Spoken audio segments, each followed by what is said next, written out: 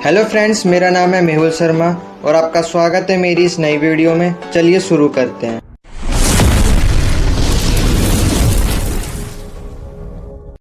दोस्तों, आपने पिछली वीडियो में जान लिया था कि जो ओरल कम्युनिकेशन है वो बिजनेस में कब कब किया जाता है। जब टेलीफोन पे बात करते हैं, जब ओरल कम्युनिकेशन का इस्तेमाल किया जाता है, जब टेलीकॉन्फ्रेंसिंग करते हैं, जब जब इंटरव्यू किया जाता है बिजनेस में, जब मीटिंग्स की जाती हैं, जब हम ओरल कम्युनिकेशन का इस्तेमाल करते हैं। अब हम आगे और जानेंगे कि हम ओरल कम्युनिकेशन का इस्तेमाल कहाँ कहाँ करते हैं। तो अगर आप पहली बार आए तो जल्दी से चैनल को सब्सक्राइब कर दीजिए और वीडियो को लाइक कर दीजिए। और अगर आपको इसकी पीडीएफ चाहिए तो आपको टेलीग्राम पर मिल जाएगी और टेलीग्राम का लिंक डिस्क्रिप्शन में दिया हुआ है। तो देखिए, अब हम पढ़ेंगे ग्रुप डिस्कशन क्या होता है। तो देखिए, ग्रुप डिस्कशन क्या होता है, जब एक से ज्यादा लोग आपस में बैठकर बातचीत करते हैं। और जो ग्रुप डिस्कशन होता है ये इनफॉर्मल मैनर में होता है, यानी ये अनौपचारिक होता है। तो देखिए, ग्रुप डिस्कशन के कई सारे फायदे हो सकते हैं। इसकी मदद से क्या होता है कि कोलैबोरेशन बढ़ता है आपस में, है ना। आपकी जो बॉन्डिंग है वो स्ट्रांग होगी, एक अच्छा रिलेशनशिप मजबूत होता है। और ग्रुप डिस्कशन की मदद से आपको एक डाइवर्स पर्सपेक्टिव मिलता है, यानी ग्रुप डिस्कशन में अलग अलग टाइप के लोग होंगे,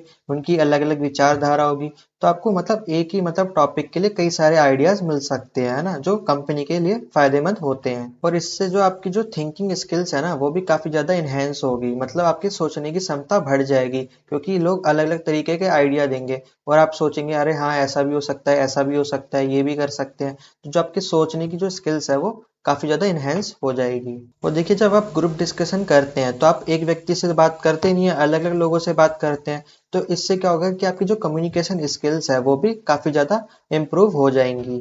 और देखिए, इससे ना जो टीम वर्क है ना वो बढ़ता है ना, एक टीम वर्क बिल्ड होता है जब आप ग्रुप डिस्कशन करते हैं, उसमें डिस्कस करते हैं कि हमारा ये गोल है, हम इसको कैसे अचीव कर सकते हैं। तो इससे जो टीम वर्क की जो स्पिरिट है वो मजबूत होती है और एक सोशल स्किल है वो भी इम्प्रूव होती है। अब देखिए, अगर हमें ग्रुप डिस्कशन को सक्सेसफुल बनाना है तो हमें किन किन चीज़ों का ध्यान रखना चाहिए, जैसे कि टीम स्पिरिट का।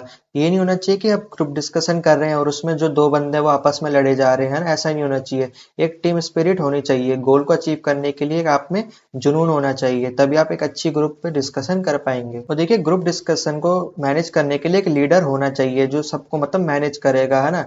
किस डिस्कशन को फॉलो करना है ना, जो टॉपिक है उसके लिए कौन सा आइडिया अच्छा है, कौन सा आइडिया खराब है, तो वो लीडर ही डिसाइड करता है। तो एक ग्रुप डिस्कशन कराने के लिए एक ग्रुप का लीडर होना चाहिए। वो जितनी अच्छे से लीडरशिप को फॉलो करेगा तो ग्रुप डिस्कशन उतना ही इफेक्टिव बनेगा। अगला होता है फ्लेक्सिबिलिटी, यानी लचीलापन। यानी सबको बोलने की आज़ादी होनी चाहिए, है ना। सबके अपने अपने आइडियाज हो सकते हैं। तो जो भी अलग अलग टाइप के जो लोग हैं वो अपनी विचारधारा रख सकते हैं ना। तो जो ग्रुप डिस्कशन है उसमें काफी ज्यादा फ्लेक्सिबिलिटी होनी चाहिए। जो सब है उनको अपनी विचार और राय रखने का मौका मिलना चाहिए। और अगला होता है इनिशिएटिव, यानी जितने भी ग्रुप में मेंबर है उन सबको इनिशिएटिव लेना चाहिए, यानी अपनी विचारों को रखना चाहिए। ये नहीं ग्रुप में 4 लोग हैं और 2 ही लोग बात कर रहे हैं, बाकी के 2 शांत बैठे हैं। ऐसा नहीं होना चाहिए, जितने भी मेंबर्स हैं उनको पहल करनी चाहिए, अपनी बात रखनी चाहिए। और देखिए, ग्रुप डिस्कशन जब भी आप करते हैं तो इससे जो आपकी लिसनिंग स्किल्स है और कम्युनिकेशन स्किल्स है दोनों ही अच्छे से इम्प्रूव होती हैं। अब अगला है नेगोशिएशन, हिंदी में इसे बोलते हैं वार्तालाप या वार्ता। इसका एक और मतलब होता है यानी समझौता करना। अब देखिए, नेगोशिएशन यानी समझौता कब किया जाता है, जब दो पार्टीज आपस में एक दूसरे के साथ ना मान रही हो ना, दोनों पार्टीज की अलग अलग विचारधारा हो। तो ऐसे में उनके बीच में नेगोशिएशन यानी समझौता करवाया जाता है और एक डिसीजन पे फैसला दोनों का करवाया जाता है। अब देखिए, चाहे वो फैमिली हो, फ्रेंड्स हो या ऑफिस हो, है ना, हर सबकी अलग अलग विचारधाराएं होती है और जरूरी नहीं कि सब एक ही विचारधारा को फॉलो करें। तो इसकी वजह से कॉन्फ्लिक्ट्स हो सकते हैं ना। तो इन कॉन्फ्लिक्ट्स को रिजॉल्व करने के लिए हम नेगोशिएशन का इस्तेमाल करते हैं। तो देखिए, नेगोशिएशन क्या होता है, एक टाइप का ऐसा प्रोसेस होता है जिसमें जो दो पार्टी होती है, यानी जो दो व्यक्ति होते हैं, उनमें एक समझौता करवाया जाता है। जिससे क्या होता है कि जो जितने भी उनके बीच में कॉन्फ्लिक्ट्स होते हैं वो दूर हो जाते हैं, रिजॉल्व हो जाते हैं। अब देखिए, मेनली जो कॉन्फ्लिक्ट्स होते हैं वो कमर्शियल ट्रांजेक्शन या फिर किसी डील को लेकर हो सकते हैं ना। जब भी आप किसी शॉप पे जाते हैं, कोई सामान खरीदते हैं, अब वो बोलते हैं कि 100 रुपए का सामान है, आप बोलेंगे नहीं, हम मैं तो 50 रुपए दूंगा। अब वो कोई और मांग रहा है, आप कुछ और मांग रहे हैं ना। तो ऐसे में क्या होगा, दोनों के बीच में एक समझौता होना जरूरी है, जब भी डील हो पाएगी। तो फिर वो कहेगा चलिए मैं 80 में दे दूंगा, फिर आप कहेंगे नहीं मैं तो 70 दूंगा। फिर कहेगा चलो मैं 75 में डन करता हूँ, है ना, फिर आप भी 75 पे डन कर देते हैं। तो इसे बोलते हैं नेगोशिएशन करना, है ना। कुछ वो सामने वाला कुछ और मांगता है, दूसरा कोई और मांगता है, तो उनको दोनों को एक समझौता करवाया जाता है, नेगोशिएशन करवाया जाता है। अब देखिए नेगोशिएशन भी दो टाइप का हो सकता है, फॉर्मल और इनफॉर्मल। अब देखिए बिजनेस में एक फॉर्मल नेगोशिएशन कब होता है, जब लेबर डिस्प्यूट हो, है ना, यूनियन की स्ट्राइक हो, या वर्कर्स कुछ डिमांड कर रहे हो, है ना, जब उनको अगर सैलरी वगैरह उनका जो पैकेज है वो कम मिल रहा हो, तो वो क्या करेंगे, डिमांड्स करेंगे, स्ट्राइक करेंगे, है ना। जो लेबर यूनियन होती है वो भी स्ट्राइक करती है, धरना प्रदर्शन करती है। तो ऐसे में जो बिजनेस का जो मालिक होता है, ओनर होता है कंपनी का, और जो ट्रेड यूनियन होती है या फिर जो वर्कर्स की जो यूनियन का जो हेड होता है, वो आपस में मिलके नेगोशिएशन करते हैं। तो देखिए नेगोशिएशन जब करवाया जाता है तो एक जगह तय की जाती है जहाँ पे दोनों पार्टीज आपस में मीटिंग कर सके, है ना। फिर उसमें फैसले लिए जाते हैं, तो एक टाइम और जगह को तय किया जाता है पहले ही, है ना। फिर उस दिन मतलब उस जगह पर फिर उस समय पर मीटिंग की जाती है, फिर सामने दोनों आपस में एक दूसरे का पक्ष सुनते हैं, फिर अपना अपना फिर डिसीजन सुनाते हैं। अब देखिए कई बार शांति से मामला सुलझ जाता है और कई बार नहीं सुलझ पाता, है ना। अब वो तो मीटिंग पर डिसाइड करता है कि मीटिंग का रिजल्ट क्या रहा। अगर दोनों एक ही मतलब आ जाते हैं फैसले पर दोनों, तो सुलह हो जाती है, नेगोशिएशन हो जाता है। लेकिन दोनों में से अगर कोई नहीं मानता तो फिर कॉन्फ्लिक्ट्स होना तय है। अब देखिए इनफॉर्मल नेगोशिएशन क्या होता है, ये जब होता है जब आपका किसी दोस्त के साथ या परिवार में या रिलेटिव या आपका जो भी कलीग है उसके साथ कोई भी मतभेद हो जाता है, तब ये इनफॉर्मल नेगोशिएशन करवाया जाता है। और इसके लिए देखिए आपको कोई जगह तय करने की जरूरत नहीं है ना, टाइम फिक्स करने की जरूरत नहीं, पहले से इसमें कोई भी तय नहीं किया जाता कि हम कोई मीटिंग करेंगे। इसमें क्या होता है, नॉर्मल बातचीत की जाती है। अगर आपके दोस्त के साथ लड़ाई हो गई है तो आप क्या करेंगे, आप एक अच्छा सा समय ढूंढेंगे और उसको फिर जब उसका दिमाग ठंडा हो जाए फिर उससे आप बातचीत करेंगे और जो भी आपके बीच में कॉन्फ्लिक्ट है उसको रिजॉल्व करेंगे। तो यही अंतर होता है फॉर्मल और इनफॉर्मल में। फॉर्मल तब होगा जब जो बिजनेस में कोई ट्रेड यूनियन वगैरह है वो धरना प्रदर्शन करती है ना, तब वो फॉर्मल नेगोशिएशन करवाया जाता है। और इनफॉर्मल नेगोशिएशन व्यक्तिगत तौर पर होता है, जब आपका फैमिली रिलेटिव या फ्रेंड्स के साथ झगड़ा हो जाता है, जब इनफॉर्मल नेगोशिएशन करवाया जाता है। अब देखिए जब भी नेगोशिएशन करवाया जाता है यानी समझौता करवाया जाता है, तो इसको दो चीजें अफेक्ट करती हैं। सबसे पहला है प्लेस और दूसरा है टाइम, कि आप कौन से स्थान पर किस समय नेगोशिएशन करवा रहे हैं। तो ये दोनों चीजें काफी ज्यादा अफेक्ट करती हैं।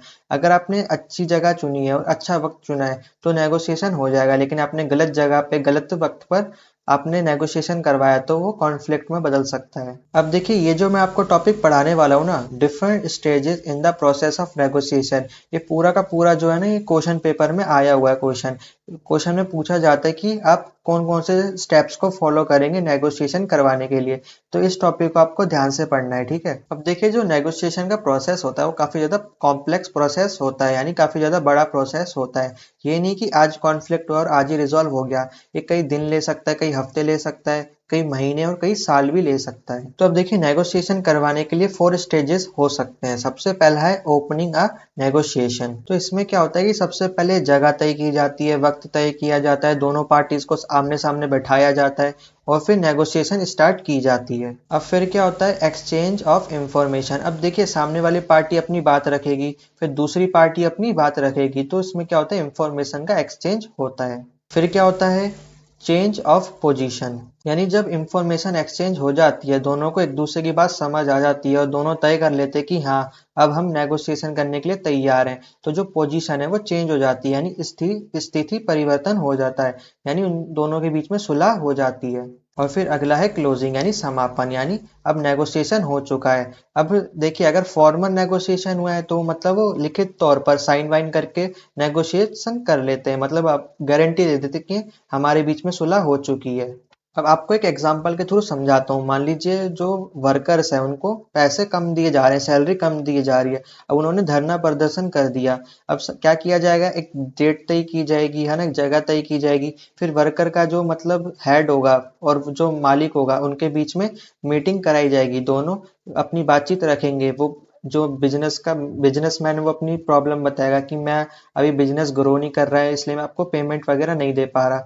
फिर जो वर्कर्स का जो हेड होगा फिर वो अपनी बात रखेगा कि हमें नहीं पता, हमें तो पैसा चाहिए। फिर दोनों आपस में कोई नेगोशिएशन करेंगे, इंफॉर्मेशन एक्सचेंज करेंगे, फिर एक पॉइंट पर आकर वो दोनों सहमत हो जाएंगे। फिर क्या हो जाएगा, पोजीशन का एक्सचेंज हो जाएगा। और फिर क्या होगा, एक रिटर्न डॉक्यूमेंट पे साइन कर दिया जाएगा कि बिजनेसमैन साइन कर देगा कि हाँ आपसे तुम्हें इतनी सैलरी दी जाएगी, है ना। तो एक कंफर्मेशन दे दिया जाता है। अब देखिए अमेरिका में एक रिसर्चर थे, उन्होंने अपनी अलग ही थ्योरी दी थी। उन्होंने मेनली जो थ्योरी दी थी वो दी थी बार्गेनिंग नेगोशिएशन पे, मतलब जब भी आप समझौता करते हैं तो उसमें आप बार्गेनिंग का इस्तेमाल करते हैं। और उन्होंने कहा कि टोटल 9 स्टेजेस होते हैं नेगोशिएशन करने के। अब देखिए जो मैंने आपको ऊपर वाला बताया था जिसमें 4 स्टेजेस होते हैं, ये तो मतलब यूनिवर्सल है, लेकिन जो ये दूसरा वाला ये एक अमेरिकन रिसर्चर्स ने बताया था जिसमें 9 स्टेजेस होते हैं। तो देखिए सबसे पहला क्या है, ओपनिंग, यानी सबसे पहले आप नेगोशिएशन की शुरुआत करेंगे, है ना। फिर एक्सचेंज करेंगे, मतलब इंफॉर्मेशन एक्सचेंज करेंगे। सामने वाला अपना रेट बताएगा, फिर दूसरा वाला अपना रेट बताएगा, है ना। फिर प्राइस, फर्स्ट प्राइस बताई जाएगी। फर्स्ट प्राइस में मतलब, मान एग्जाम्पल के थ्रू समझाता हूँ। मान लीजिए आप दुकान में गए, है ना, आपको कोई सामान खरीदना है, तो सबसे पहले आपने क्या करा, नेगोशिएशन की ओपनिंग करी। आपने सबसे पहले पूछा कि भैया ये सामान कितने का है। फिर इंफॉर्मेशन का एक्सचेंज हुआ। फिर सामने वाले ने आपको प्राइस बताया कि ये 100 रुपए का है। फिर आपने प्लानिंग की, है ना, फिर सोचा उसके बारे में कि ये मतलब 100 रुपए के लायक है कि नहीं। फिर थोड़े बहुत आपने प्रोडक्ट के बारे में डिस्कशन करी कि भैया ये किस कंपनी का है ना, ये मतलब इसका वजन कितना है, वो सब चीज़ें पूछी, प्रोडक्ट के बारे में डिटेल्स पूछी। फिर जब आपने तय कर लिया कि अब मुझे ये प्रोडक्ट खरीदना है, तो फिर आप क्या करेंगे, बार्गेन करना स्टार्ट करेंगे। आप बोलेंगे भैया मुझे 50 रुपए में चाहिए। अब वो सामने वाला क्या बोलेगा, नहीं नहीं इतना थोड़ी ना दूंगा मैं। फिर वो अपना प्राइस बताएगा, कहेगा कि मैं 80 में दे दूंगा। फिर आप प्री क्लोज करेंगे, कहेंगे नहीं चलो आखिरी ना आपका ना मेरा, 70 में डील डन करो।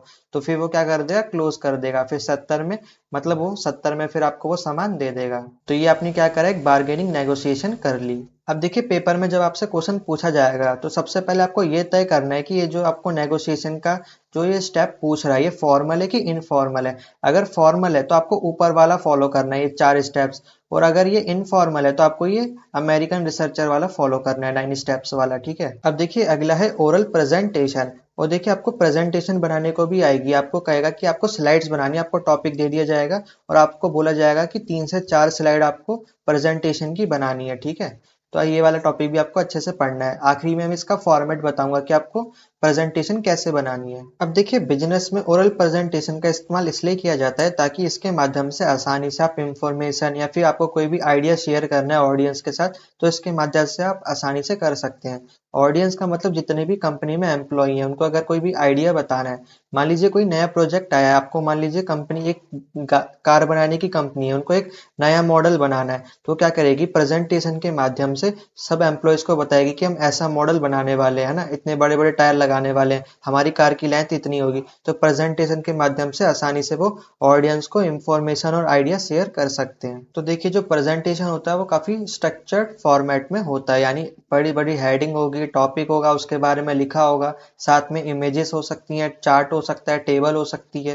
काफी बढ़िया तरीके से प्रेजेंट किया जाता है। उसमें देखिए इंट्रोडक्शन होगा, मेन पॉइंट्स होंगे उसके बारे में, और कंक्लूजन होगा। तो देखिए ओरल प्रेजेंटेशन के माध्यम से आप इफेक्टिव कम्युनिकेशन कर पाते हैं और क्लैरिटी के साथ सामने वाले को इंफॉर्मेशन शेयर कर पाते हैं। अब देखिए प्रेजेंटेशन के भी कई सारे टाइप्स हो सकते हैं, तो मेनली 4 टाइप की प्रेजेंटेशन होते हैं।